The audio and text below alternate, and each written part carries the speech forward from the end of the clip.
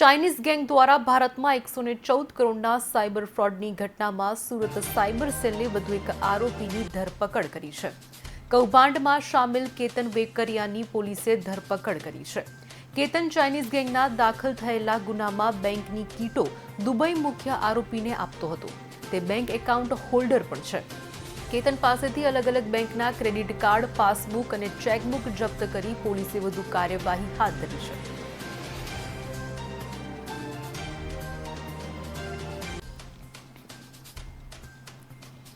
Cyber crime cell Surat દ્વારા ગઈ 22/10/2024ના રોજ એક મોટા વરાછામાં સ્વાધ્યાય કોમ્પ્લેક્સમાં લજામણી ચોકડી પાસે એક રેડ કરવામાં આવી હતી અને જ્યાંથી 3 આરોપીને પકડવામાં આવ્યા હતા। અને જ્યારે આ રેડ કરવામાં આવી હતી ત્યારે એમની પાસેથી 261 એકાઉન્ટ લાઈવ મળ્યા હતા, જેનો ઓનલાઈન ટ્રાન્ઝેક્શન થતા હતા।